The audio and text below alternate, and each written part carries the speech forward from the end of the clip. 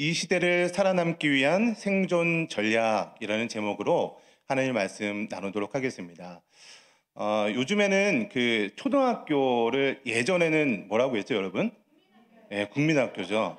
예, 국민학교 나오셨나 봐요? 네. 저도 국민학교를 나왔는데요.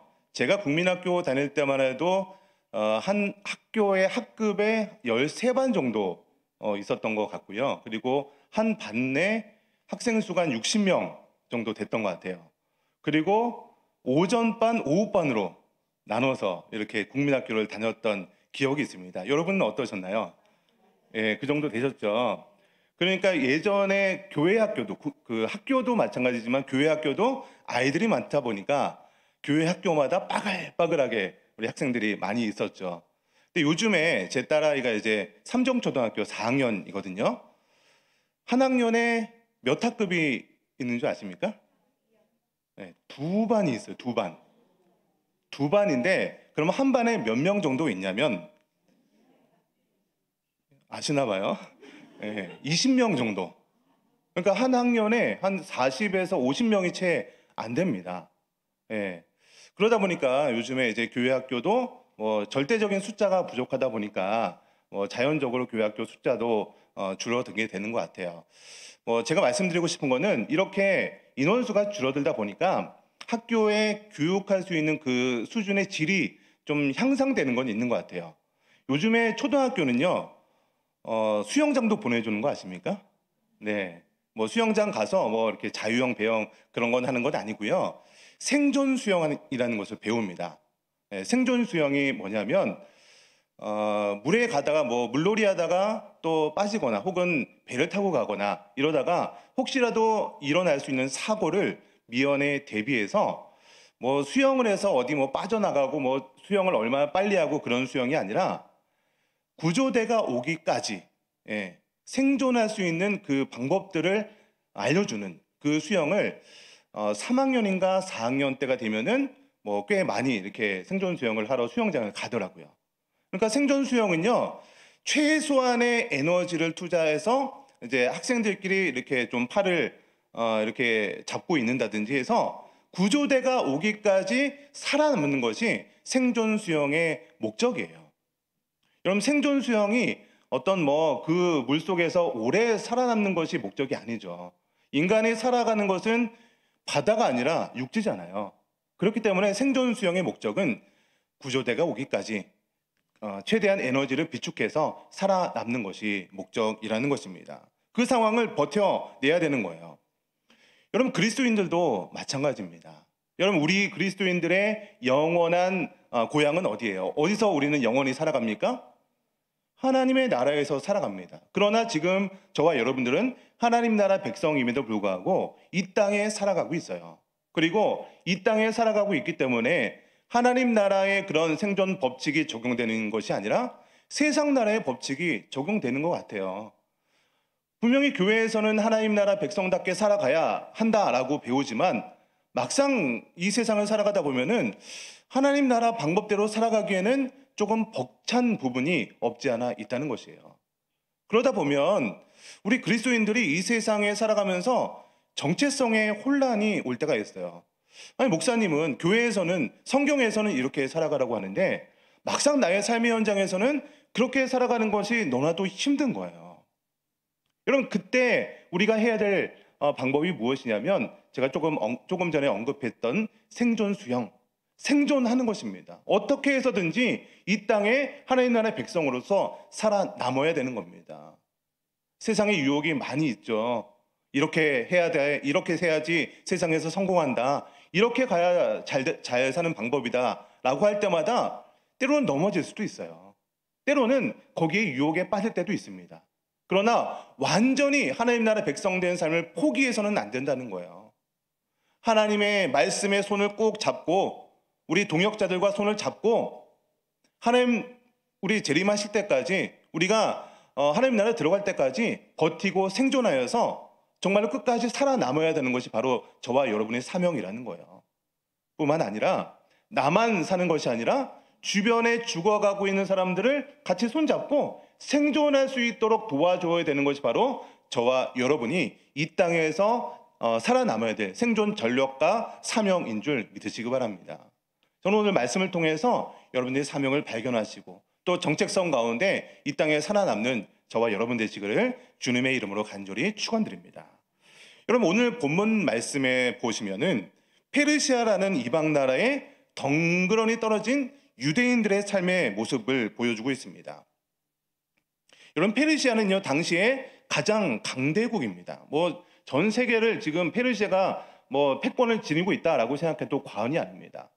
그 페르시아라는 제국의 왕이 바로 아하수에로라는 왕입니다. 그 아하수에로가 한마디 하면 그것이 바로 법이고 그 말에 따르지 않으면 생명 날아가는 것은 일도 아닙니다. 그러한 본문에 시대적인 배경 속에 살고 있는 유대인들의 처절한 몸부림이 오늘 본문에 기록되고 있다는 것이에요. 우리 1절 말씀 한번 같이 읽어보겠습니다. 우리 에스더서 2장 1절 말씀 같이 읽어보겠습니다. 시작. 그 후에 아하수에로 왕의 노가 그침에 와스디가 그가 행한 일과 그에 대하여 내린 조서를 생각하거늘. 오늘 본문의 처음이 뭐라고 시작하죠? 세 글자, 그 후에라고 시작을 하고 있죠. 여러분, 그 후에라는 것은요 1장에 있었던 내용과 2장에 있었던 내용 사이에 좀 시간의 간격이 있었다는 것을 암시해주고 있어요. 여러분, 1장과 2장 사이에요 특별히 1장에서 어떤 일이 있었냐면, 여러분 3주 전이기 때문에 기억이 새로우실 거예요. 1장에 어떤 내용이 있었냐면 아하수에로 왕이요 180일 동안 잔치를 벌이는 내용이 있었습니다. 여러분 부탁에 기억나시죠? 1장에서 그렇게 180일 동안 잔치를 벌였는데, 이렇게 잔치를 벌인 이유가 무엇이었냐면, 이제 페르시아가 그리스를 점령하기 위해서 잔치를 벌이면서 막 우리 아군을 모집하고 있는 장면이 이 180일 동안 벌어진 잔치의 장면이었습니다. 그래서 이 전쟁이, 그리스와의 전쟁이 세계 4대 해전 중에 하나였던 살라미스 해전이 바로 페르시아가 그리스를 침공하기 위해서 했던 전투가 이 살라미스 해전입니다. 그런데 이렇게 많은 노력과 공을 들여서 했던 이 살라미스 해전에서 이 페르시아가, 아하수에로 왕이 엄청난 실패를 하게 되는 거예요. 이렇게 왕은요 전쟁에서 지고 나서 완전히 전의를 상실하고 다시 돌아오게 되는 것이죠. 오늘 1절에 그 후에라는 말이요 바로 이러한 일들이, 중간에 1장과 2장 사이에 이러한 일들이 일어난 이후에 있었던 일이다라는 이야기를 하고 있는 거예요. 이 기간이 약 한 3년 반 정도의 기간이 있었던 거예요. 여러분, 사람이 아무리 화가 나도요 한 3년 정도 지나면 그래도 그 화가 풀어지지 않겠습니까? 여러분, 그런데 1장에서 아하수에로 왕이 화가 난 이유가 무엇이었을까요? 우리 1장 12절 제가 친절하게 다시 한번 보도록 하겠습니다. 에스더서 1장 12절 말씀, 우리 자막도 준비했는데요. 에스더서 1장 12절 말씀 같이 읽어보겠습니다. 시작.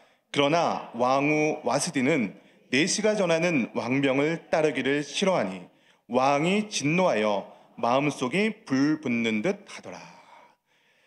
아하수에로 왕이요 한참 180일 동안 잔치도 벌이고 그 이후에 또 수고했던 이스라엘 백성 유대인들을 위로하기 위해서 또 7일 동안 잔치를 벌였어요.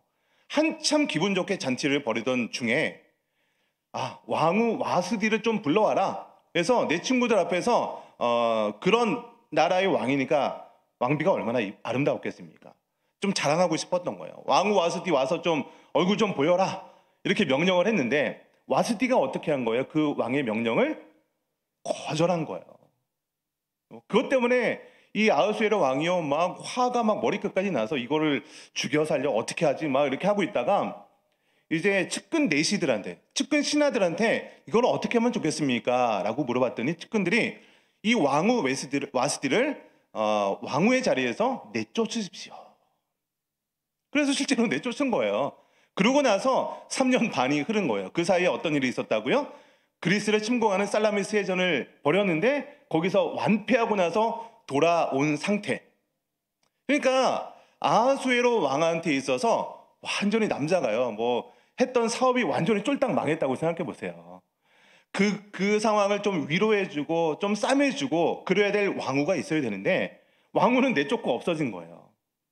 그래서 지금 이 1절 마지막에 보면요, 왕의 노가 그침에 그 다음에 와스디와 그가 행한 일에 대하여 내린 조서를 생각하거늘. 이게 뭐냐면, 야, 내가 그때 내가 너무 술에 취해가지고, 우리 성경 본문의 말씀에 기록대로 한다면 주흥이 일어나서, 그러니까 술에 취해서 감정적으로 또 신하들에 의해서 와스디를 내쫓은 것을 후회하고 있다, 이런 의미로 생각해도 되는 거예요.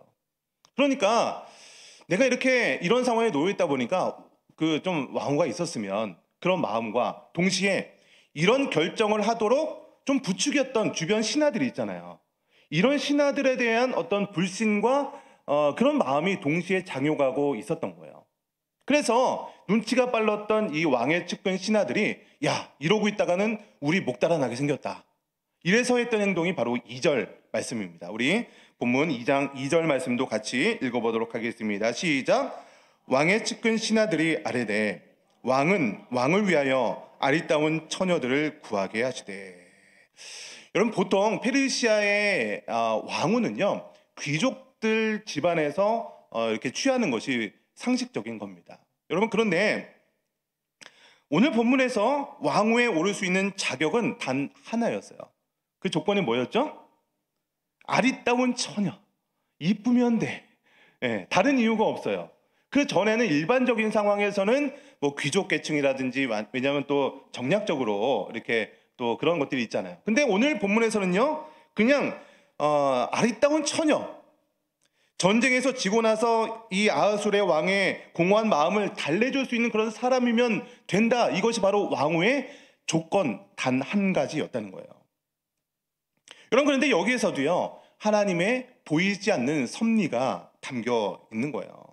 여러분, 제가 말씀드렸다시피 페르시아의 왕후가 될 수 있는 기준은요, 어떤 그런 귀족 출신이라든지 어떤 조건들이 있었을 것입니다.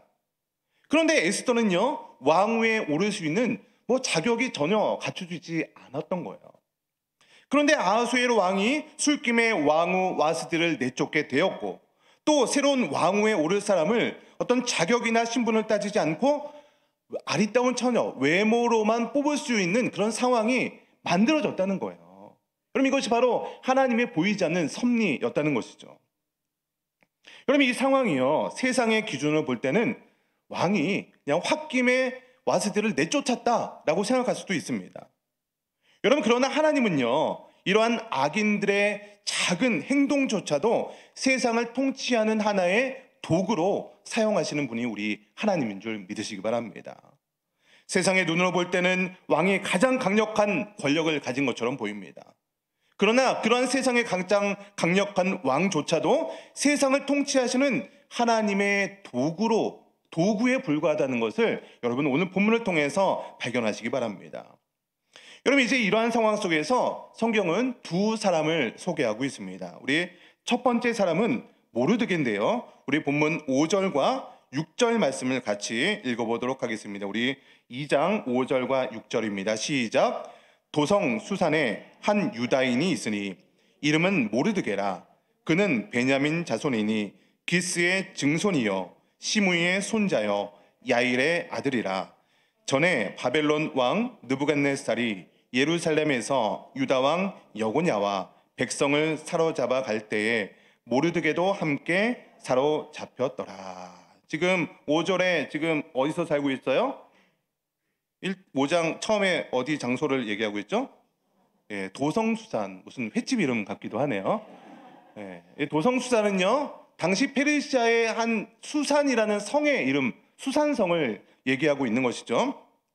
이 페르시아 왕국의 수산이라는 성에 모르드게라는 유다인이 살고 있다, 이렇게 얘기하고 있습니다. 그런데 6절을 보니까 모르드게도 예루살렘이 멸망할 때 함께 사로잡혀 왔다라고 설명을 하고 있어요. 물론 이것에 대해서 학자들은요, 모르드게 나이가 어떻게 됐다, 이런 여러 가지 설들이 있는데요. 그 세부적인 것은 좀 무시하고요. 결론적으로 무엇을 말하고 있냐면, 모르드게는요, 자신의 선택에 의해서 지금 페르시아의 이 도성수산에 있는 것이 아니라 어쩔 수 없는 상황에 의해서 예루살렘이 멸망한 그런 외부적인 상황에 의해서 이 페르시아에 놓여 있게 되었다는 거예요. 자신의 선택이 아니었다는 거죠. 두 번째 소개하고 있는 사람은 바로 에스더입니다. 우리 7절과 8절 말씀을 같이 읽어보겠습니다. 우리 7절, 8절입니다. 시작. 그의 삼촌의 딸 하닷사 곧 에스더는 부모가 없었으나 용모가 곱고 아리따운 처녀라. 그의 부모가 죽은 후에 모르드게가 자기 딸같이 양육하더라. 왕의 조서와 명령이 반포되매 처녀들이 도성 수산에 많이 모여 헤게의 수하에 나아갈 때에 에스더도 왕궁으로 이끌려 가서 궁녀를 주관하는 헤게의 수하에 속하니. 여러분, 오늘 본문이 이게 좀 관계를 굉장히 꼬아서 설명하고 있습니다. 7절에 보니까 그의 삼촌의 딸 뭐예요? 그러니까 모르드게와 에스더는 어떤 촌수라면 뭐예요? 어려우십니까? 삼촌의 딸이니까 사촌이죠. 그러니까 사촌 간의 관계였는데 에스더의 부모가 죽고 난 이후에 사촌인 모르드게가 딸처럼 에스더를 이렇게 양육하는 그런 관계에 있었습니다. 그런데 왕이 페르시아 전국의 명령에서 아리따운 처녀들을 다 도성수단으로 이렇게 끌어모은 거예요. 그러니까 이때 에스더도 자신의 어떤 선택에 의해서 왕궁으로 어떤 뭐 출세 때문에 선택해서 간 것이 아니라 아리따다는 그런 이유 하나만으로 지금 왕궁에 끌려오게 됐다는 거예요. 우리 본문에도 그런 표현이 있죠. 8절 중간 이후에 에스더도 왕궁으로 이끌려갔다라고 표현이 되고 있죠. 그러니까 에스더의 선택이 아니라 에스더조차도 이끌려간 사람입니다. 모르드게도 말씀드렸다시피 이스라엘이 멸망하고 나서 페르시아로 포로로 끌려간 그 사람이고, 에스더도 자신에 의해서 어떤 과부가 아니죠. 우리 고아가 된 것도 그런 환경에 처해진 것이고, 또 페르시아의 전역의 아리따운 처녀들을 다 왕궁으로 모으라고 한 그런 상황에 의해서 지금 도선수산에 모여있는 상황이라는 것입니다. 어떤 사람은 이 본문을 가지고 모르드게가 어떤 정치적인 야욕 때문에 좀 에스더를 통해서 자기가 어떤 정치적으로 고위층에 오르기 위해서 에스더를 내몰았다라고 생각하는, 또 해석하는 사람도 있습니다. 또 에스더에 대해서도 자신의 외모로 밀고 이 미스 페르시아 선발대회에 나가서 어떤 왕위에 오르려고 자신의 욕심을 부렸다라고 보는 사람도 있습니다. 여러분, 그러나 이것을 그렇게 해석하기보다는 상황이 그렇게 돼서 지금 어쩔 수 없이 놓여있는 상황, 이렇게 바라봐야 될 것 같습니다. 여러분의 인생도 이와 비슷하지 않습니까? 우리가 처해 있는 환경들의 대부분은요, 나의 선택에 의해서 지금 상황을 살아가기보다는 어쩔 수 없이 모르드게와 에스더와 같이 끌려와서 지금 이런 상황을 살고 있는 사람들이 아마 대부분일 것입니다. 여러분, 대한민국 국민 맞으십니까? 네. 여러분 중에 나 대한민국에 태어나고 싶어서 태어나신 분 한번 손 들어보세요. 네. 네, 없으시네요. 기왕이면 좀 영어를 쓰는 곳에 태어났으면 우리가 영어 공부 좀 안 했어도 됐을 것 같은데. 여러분, 우리가 코로나 시국이 벌써 횟수라면 벌써 3년째 일어나고 있는데요. 나는 좀 코로나가 왔었으면 좋겠다. 네, 그렇게 선택해서 코로나 시국을 맞고 있는 분 계시면 손 들어보십시오. 한 분도 안 계신 것 같습니다. 여러분 중에 혹시 갑자기 병에 걸리거나 어떤 사고를 당했는데 그 병이나 사고가 내가 좀 병에 걸리고 싶어서, 사고가 나고 싶어서 그런 병에 걸리거나 사고가 난 분이 있었다면 한번 손 들어보십시오. 한 분도 안 계시네요, 다행히. 여러분, 우리가 놓여있는 그런 상황들은요, 대부분 나의 선택에 의해서 내가 하고 싶어서 그런 상황에 놓여 있기보다는요, 갑작스럽게 어쩔 수 없이 외부적인 상황에 의해서 그런 상황에 처해진 경우가 굉장히 많다는 거예요. 여러분, 그렇다면 이렇게 세상 속에 끌려와서 그 상황에 놓여있는 우리 그리스도인들은 이 세상을 어떻게 살아가야 할까요? 그 상황에서 살아남을 수 있는 가장 좋은 생존 전략을 세워야 한다는 것입니다. 여러분, 오늘 9절 말씀 같이 2장 9절 말씀 좀 읽었으면 좋겠는데 우리 자막을 통해서 2장 9절 함께 읽겠습니다. 시작. 회개가 이 처녀를 좋게 보고 은혜를 베풀어 몸을 정결하게 할 물품과 일용품을 곧 주며 또 왕궁으로 의뢰 주는 7 궁녀를 주고 에스더와 그 궁녀들을 후궁 아름다운 처소로 옮기더라. 여러분, 에스더는요 이렇게 왕궁으로 이끌려 왔습니다. 그런데 여기에 헤게라는 사람이 등장을 하죠. 헤게는 누구냐면 그 왕궁에서 내시들을 관리하는 그런 직분이었습니다. 그런데 헤게가 에스더를 좋게 보고 은혜를 베풀어 줬다라고 오늘 본문에 기록을 하고 있습니다. 에스더를 위해서 7 궁녀를 따로 붙여주고 또 아름다운 처소로 따로 옮겨 주었다는 거예요. 여러분, 이 정도 헤게가 대우해 주었다면요, 헤게는요 아마 에스더야말로 이 아하수에로 왕의 후궁이 될 수 있는 가장 적절한 사람이다라고 이렇게 점을 찍어놨던 것 같아요.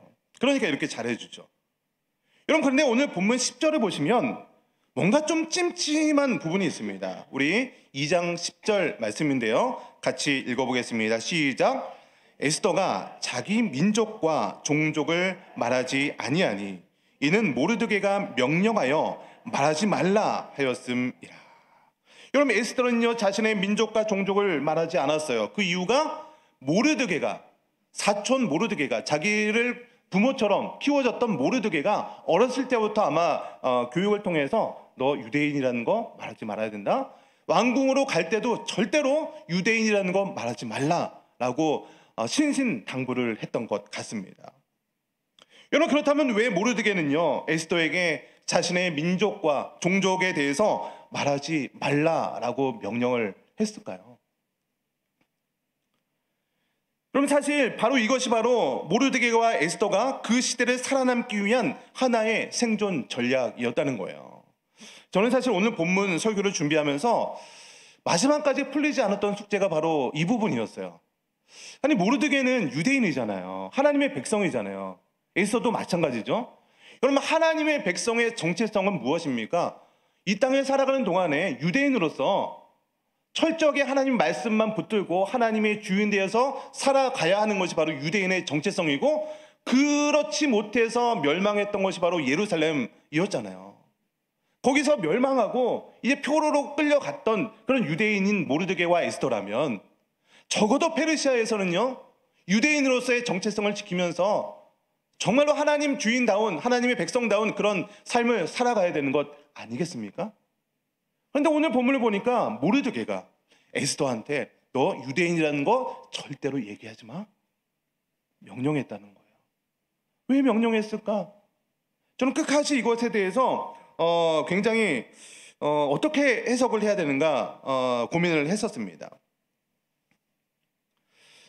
이 부분에 대해서 우리 모르드게는 어떤 사람은요 이렇게 해석할 수도 있습니다. 모르드게의 선택을 어떻게 바라봐야 할 것인가, 이 세상, 이 페르시아라는 세상에 살아남기 위해서 세상과 타협한 것이 아닌가, 그러면서 이 정체성을 지키지 못했던 모르드게 비난해야 되는 것 아닌가, 저는 처음에 좀 그런 시선으로 바라보게 되었습니다.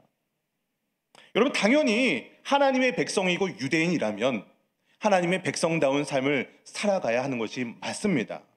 하나님의 통치에 순종하며 세상과 타협하지 않고 하나님만을 주인으로 모시며 살아가야 합니다. 여러분, 이것이 정답입니다. 여러분, 그런데 이 세상을 살아가다 보면 항상 교과서적인 정답대로만 살아갈 수 있는 환경이 아닐 때가 훨씬 더 많지 않으십니까? 하나님의 뜻이 무엇인지 알지만 때로는요 그 상황은 그냥 좀 침묵하면서 넘어가야만 할 수밖에 없는 그런 상황에 놓일 때가 있다는 거예요. 하나님의 뜻이 무엇인지는 알지만 때로는 하나님의 뜻이라고 생각해서 결정을 했는데 그 결정대로 나아갔더니 어려움을 당할 때도 있습니다. 또 때로는요 반대로 하나님의 뜻이 무엇인지 알지만 좀 그와는 반대의 삶을 살았는데 오히려 막 세상적으로 잘 되는 거예요. 그럴 때도 있잖아요. 여러분, 그래서 우리의 인생은요 답이 한 가지만 정해져 있지 않다는 것입니다. 그래서 우리가 이 세상을 살아가면서 항상 나를 향한 하나님의 뜻이 무엇인지 기도하면서 결정 하나하나를 내려갈 수밖에 없는 것이죠. 여러분, 이때 필요한 것이 바로 자유의지입니다. 이 세상을 살아갈 때 항상 선택의 기로에 설 때가 있죠. A라는 선택을 할 수도 있고요, B라는 선택을 할 수도 있습니다. 이것이 하나님의 뜻인지 저것이 하나님의 뜻인지 헷갈려서 기도하는 그런 상황이 발생할 때가 참 많이 있어요. 저는 개인적으로 고등학교 때까지 집, 학교, 교회 이 세 코스가 저의 유일한 코스였어요. 고등학교 때는 저는 서울의 신림동에 광신고등학교라는 곳을 다녔어요.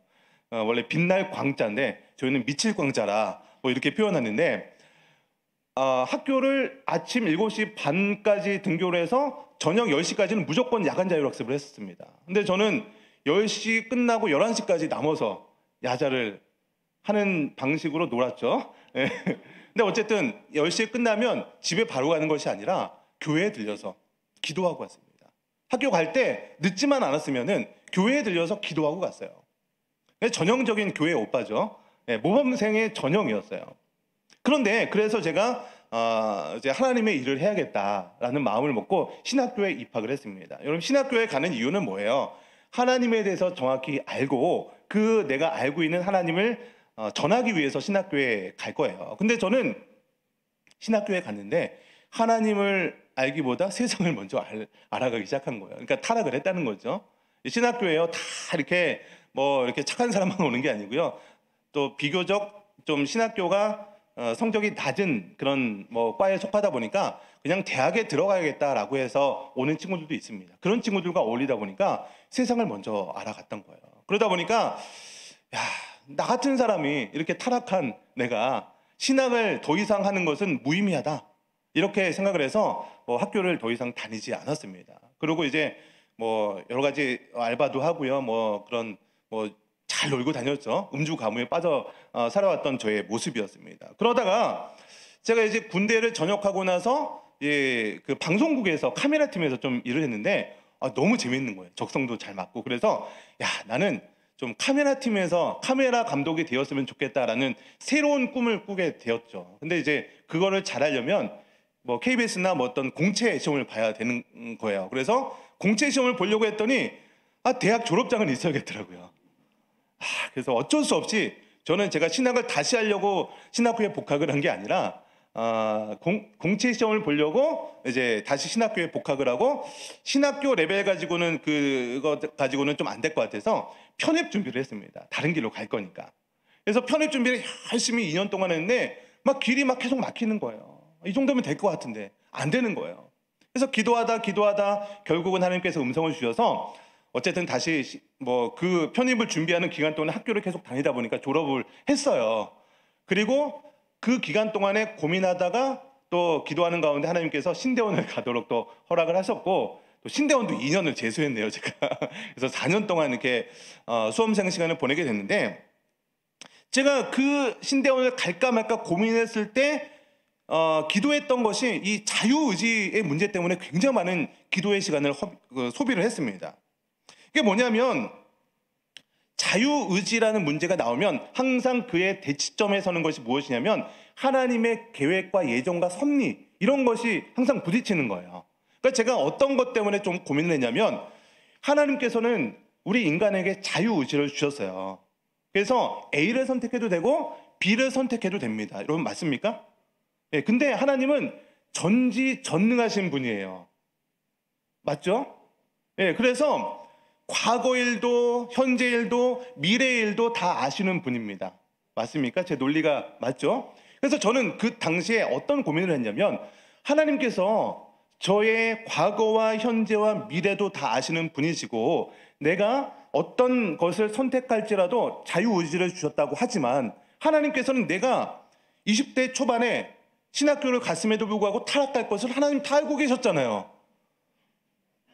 너무 억울한 거예요. 왜 그렇게 될 거 왜 나를 신학교에 보내주셔서 그 기간 동안에 타락하게 만드시고, 타락하게 만드셨으면 그냥 세상 길로 카메라 감독이 되던 하시던 그쪽에서 성공하게 만드셔야지, 왜 실패하게 만드셔서 다시 돌고 돌아서 신학교에 오게 만드시고, 신학교도 한 번에 붙었으면 감사한데 두 번이나 시험 보게 만드시고, 왜 그러셨을까? 저는 지금 웃으면서 얘기하지만 저는 한 4년, 5년 정도의 기간을 굉장한 이것 때문에 고민에 있었던 시간이 바로 그 시기였습니다. 그때 제가 강력하게 응답받았던 말씀이 욥기 23장 10절 말씀입니다. 우리 자막을 한번 보시고요. 욥기 23장 10절 말씀 같이 읽어보겠습니다. 시작. 그러나 내가 가는 길을 그가 아시나니 그가 나를 단련하신 후에는 내가 순금같이 되어 나오리라. 예전 성경에는 정금같이, 저는 정금이 좀 더 이렇게 마음에 드는데 갑자기 정금호 권사님 얼굴이 딱 보여지네요. 참 희한합니다. 예. 이게 뭐냐면 그 기간 동안에 하나님께서 나를 단련하셨던 거예요.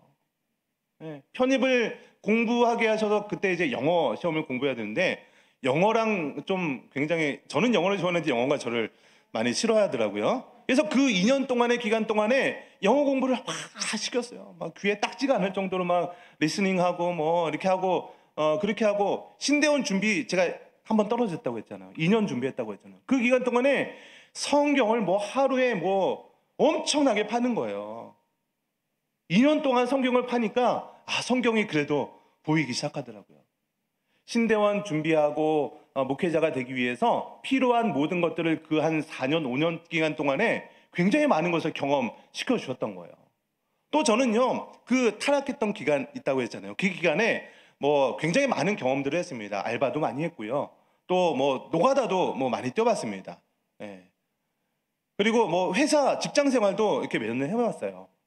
그래서 간접적으로 뭐 성도님들에 비해서는 긴 어떤 사회 경력이 있는 건 아니지만 그래도 몇 년 정도는 여러 가지 알바와 그런 경험을 통해서 우리 성도님들의 삶의 문제가, 어려움이 무엇인지 조금이나마 이해할 수 있도록 그 기간을 허락하셨다는 거예요. 여러분, 그런데 저는 제가 그렇게 A라는 선택을 하고 B라는 선택을 해서 타락하게 만든 것에 대해서 하나님 다 하셨는데 왜 나를 이렇게 하셨습니까? 왜 나를 이렇게 막 돌고 해서 신학교에 보내게 하셨습니까? 이런 것에 대해서 굉장히 하나님에 대해서 원망하기도 하고요. 나 정말 이렇게 해서 하나님의 뜻대로 쓰임 받은 사람입니까? 굉장히 많은 기도를 했는데, 여러분, 하나님께서 인간의 어떤 자유의지를 주셔서 어떤 선택을 하는 것을 하나님이 전지전능하시다고 해서 다 아는 것이 여러분 억울하십니까?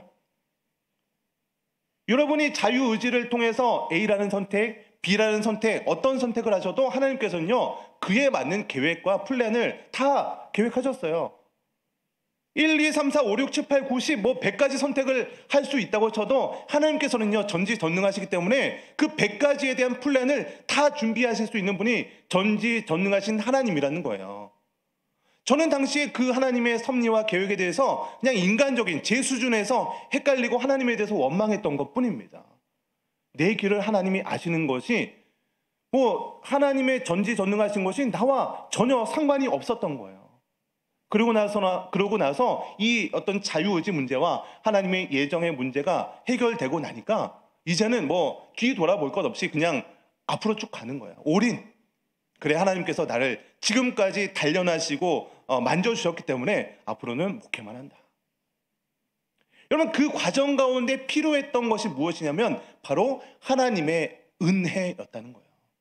여러분, 제가 돌아보니까 한 번도 제가 잘나서 제가 어떤 것을 열심히 해서 막 이렇게 된 것이 아니라 하나님께서 은혜의 손길로 나를 이렇게 저렇게 인도하고 계셨고 저는 그것에 순응하고 반응했을 뿐이라는 거예요.